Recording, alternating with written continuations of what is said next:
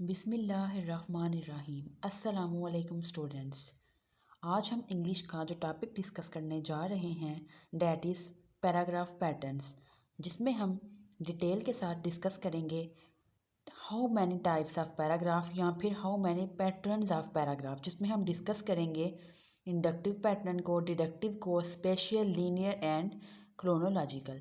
तो first of all मैं आपको बताती चलूँ, अगर आपको केमिस्ट्री, बॉटनी, ज़ूलॉजी, कंप्यूटर, अगर आपको किसी सब्जेक्ट में कोई प्रॉब्लम है या आपने कोई असाइनमेंट प्रिपेयर करनी है, प्रेजेंटेशन प्रिपेयर करनी है, आपके पास कोई मटेरियल प्रेजेंट नहीं है, तो आप मुझे कमेंट सेक्शन में कमेंट कर सकते हैं। इसके अलावा डिस्क्रिप्शन में मेरे व्हाट्सएप का लिंक दिया गया है, आप उस लिंक के थ्रू मेरे व्हाट्सएप ग्रुप को ज्वाइन करें।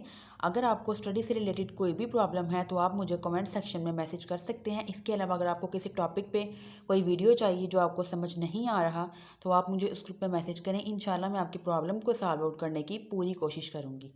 तो चलिए आइए स्टूडेंट्स, आज का हमारा टॉपिक है पैराग्राफ पैटर्न। सबसे पहले हम डिस्कस करते हैं व्हाट इज़ इंडक्टिव पैटर्न। तो देखें, the inductive method of developing a paragraph. तो लेक्चर स्टार्ट करने से पहले मैं आपको बता दूं कि आज भी मैंने जो पॉइंट्स जो मार्क किए हैं, बस आपने वही लाइंस याद करनी है। इसको मैंने आपके पूरे टॉपिक को डिटेल से मैंने इसको थॉरोली रीड किया है, और जो लाइंस इंपॉर्टेंट हैं जो आप पेपर में लिख सकते हैं, जो लाइंस इंपॉर्टेंट हैं उनको मैंने मार्क कर दिया है। तो जस्ट आपने उतना ही याद करना है, बाकी सारा आपने याद नहीं करना। और स्टूडेंट्स, अगर हम इसको पेपर के पॉइंट ऑफ व्यू से देखें तो ये क्वेश्चन बहुत ही इंपॉर्टेंट है। इसमें आपको कुछ शॉर्ट में डेफिनेशन भी आ सकती हैं, व्हाट इज स्पेशल पैटर्न, या फिर शॉर्ट में क्वेश्चन आ जाता है हाउ मैनी टाइप्स ऑफ या how many patterns of paragraph. तो उसमें आप ये पांचों के पांचों जो नेम है वो आप लिख देंगे। तो देखिए, इंडक्टिव पैटर्न क्या है। Inductive method of developing a paragraph possesses a sequence in which the sentences move from specific to general ideas। देखें, इंडक्टिव पैटर्न में जो आपकी इंफॉर्मेशन हैं वो मूव करती हैं कहाँ से, स्पेसिफिक से जनरल की तरफ। In other words, the inductive supporting ideas appear one by one and in the end they ultimately lead to the general statement containing the core idea. वो देखिए, इसमें वो कहते हैं कि सबसे इसमें क्या होगा, जैसे हमने पढ़ा था कि हम जो है टॉपिक सेंटेंस को कहाँ पर आइडेंटिफाई करते हैं, सम टाइम सेंटेंस के स्टार्ट में, सम टाइम लास्ट में। तो इसमें वो यही कह रहे हैं कि आप जब one by one her lines को रीड करोगे तो अल्टीमेटली जो लास्ट सेंटेंस होगा, जो लास्ट लाइन होगी, वो आपको क्या बताएगी, इसमें कोर आइडिया होगा, वो उसका क्या होगा, टॉपिक सेंटेंस। तो इंडक्टिव पैटर्न इस तरह के होते हैं जिसमें आप थॉरोली रीड करते हो, आप स्पेसिफिक से जनरल आइडिया की तरफ मूव करते हो। कैसे कि आप आइडियाज़ अपेयर होते हैं वन बाय वन, और एंड पे जाके अल्टीमेटली वो लीड करते हैं एक जनरल स्टेटमेंट को, एक कोर आइडिया को। तो स्टूडेंट्स, यहाँ तक लिखने के बाद आपने मार्कर के साथ लास्ट में एक लाइन लिखनी है, a paragraph develop by inductive technique. ऐसा पैराग्राफ जो इंडक्टिव टेक्निक से डिवेलप हुआ होगा, contain the topic sentence at the end. उसमें टॉपिक सेंटेंस कहाँ पे होगा, लास्ट पे। तो आपको ये एमसीक्यूज भी आ सकता है कि इंडक्टिव पैटर्न में जो टॉपिक सेंटेंस होता है वो स्टार्ट में होगा, एंड में होगा, मिडल में होगा, या फिर स्टार्ट एंड दोनों में। तो आप किस पे टिक करोगे, एंड ऑफ द सेंटेंस पे।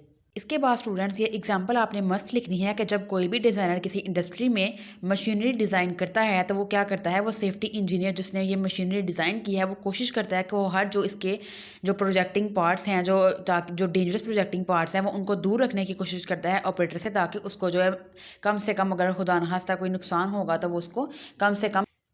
इसके बाद जितने भी कट ऑफ स्विचेस हैं वो क्या रखता है, उसको उसकी जो ऑपरेटर है उसकी अप्रोच के पास पास रखता है, उसकी अप्रोच में रखता है, ताकि वो इजीली उन स्विचेस को कट ऑफ कर सके। तो इसमें देखें, पूरा पैराग्राफ पढ़ने के बाद जो लास्ट लाइन है, ये इसका टॉपिक सेंटेंस है, कोर आइडिया है इसमें कि जो सेफ्टी इंजीनियर्स हैं कैन ऑफर हेल्प प्रोवाइड करते हैं डिज़ाइनर स्टेज पे ही by proposing improvements that can reduce the risk of accident.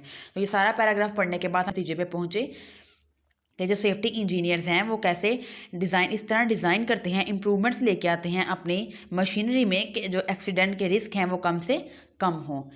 Next आगे देखें, deductive pattern. Deductive pattern is just the reverse of inductive method. अब जो डिडक्टिव मेथड है वो रिवर्स है किसके, इंडक्टिव के। कैसे देखें, डिडक्टिव में हमने क्या पढ़ा, इंडक्टिव में, इंडक्टिव पैराग्राफ में जो कोर आइडिया है वो लास्ट पे होगा, और आहिस्ता आहिस्ता आपको आइडियाज़ का पता चलता है जब आप एक एक लाइन को रीड करते हैं, लेकिन लास्ट लाइन में आपका क्या होता है, मेन आइडिया। लेकिन स्टूडेंट, जो डिडक्टिव पैटर्न है ये देखें किस क्या है, इंडक्टिव का इन्वर्स है।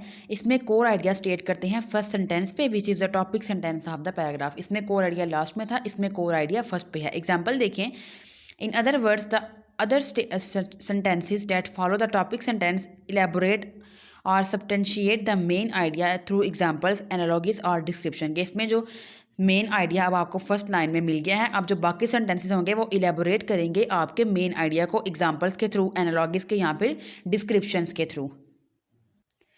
तो देखिए स्टूडेंट, पहली एग्जांपल क्या है, toxic doses have a broad range of effects, कि अगर आप टॉक्सिक डोज लोगे तो वो आपके इफेक्ट क्या करेंगे, आपकी हेल्थ को इफेक्ट करेंगे। तो आगे अब देखिए आपको टॉपिक सेंटेंस मिल गया, अब आगे जो नेक्स्ट सेंटेंसेस हैं, जो नेक्स्ट लाइंस हैं, ये आपको क्या बताएंगी, इलेबोरेट करेंगे एग्जांपल्स के थ्रू, एनालॉगिस के थ्रू, डिस्क्रिप्शंस के थ्रू, ये आपके इस स्टेटमेंट को करेक्ट साबित करेंगे। तो देखें, the drug strike the cardiovascular system, heart and blood vessels, typically causing rapid heart beat and sometime irregular heart rhythm. In the gastro intestinal digestive system में it must produce cramping, vomiting and diarrhoea. और अगर आप severe poisoning करोगे क्या आप coma में चले जाओगे या इवन आपकी क्या हो जाएगी, डेथ हो जाएगी। तो नेक्स्ट देखिए student, spatial pattern. Paragraph developed using the spatial method emphasize the visual description of the particular idea by providing detail related to location, direction। अब इसमें विजुअल डिस्क्रिप्शन होती है किसमें, स्पेशियल पैटर्न में, कैसे ये रिलेट करती है लोकेशन से और डायरेक्शन से।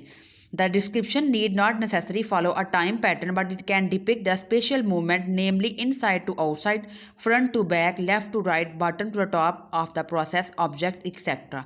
एग्जाम्पल देखें, higher up in the atmosphere water vapours and sulphur dioxide combine to form great banks of sulphur and acid droplets.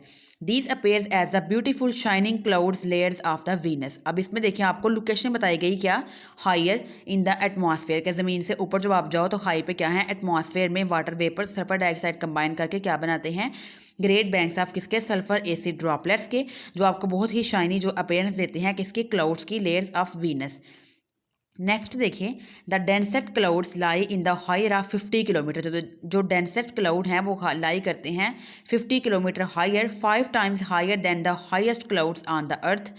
This layer is about 3 kilometre thick and above and below are more extensive layers of acid mist. तो इसमें देखें तो above, below, इसके बाद देखें higher, thicker, 50 kilometre, 3 kilometre, डेंसेट, higher, ये सारी इसमें क्या है, स्पेशल पैटर्न है कि इसमें आपको लोकेशन बताई गई, डायरेक्शन बताई गई और आपको विजुअली जो है इसमें विजुअल डिस्क्रिप्शन होती है कि आप इनको देख भी सकते हैं।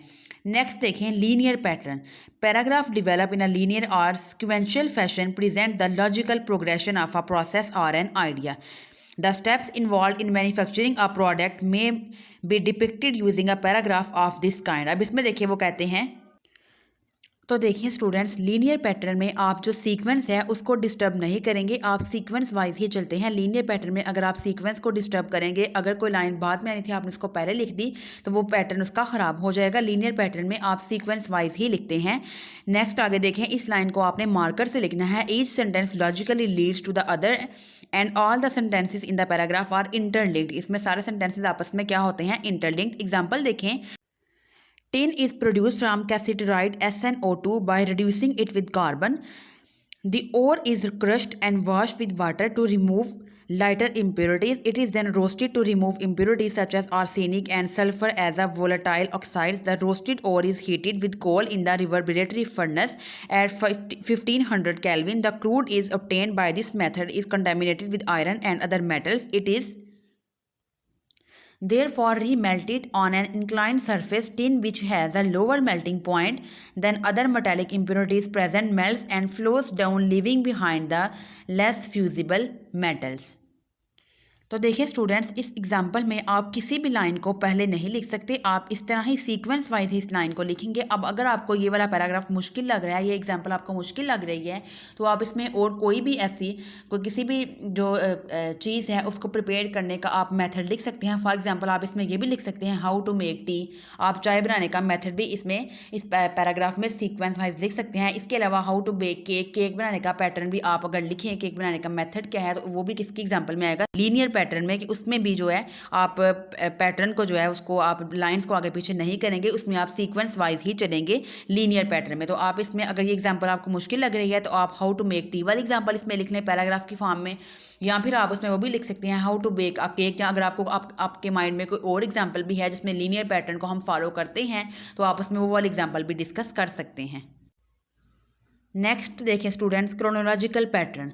The chronological technique organize the idea in a paragraph in their order of appearance in time. अब क्रोनोलॉजिकल टेक्निक में आप आइडियाज़ को लिखते हो पैराग्राफ की फॉर्म में, किसमें, उनके टाइम की अपीयरेंस के according. This technique gives importance to the date and time while organizing the sentence. जब आपने सेंटेंस को ऑर्गेनाइज करना है तो इसमें आपने किसको इंपॉर्टेंस देनी है, डेट को और टाइम को।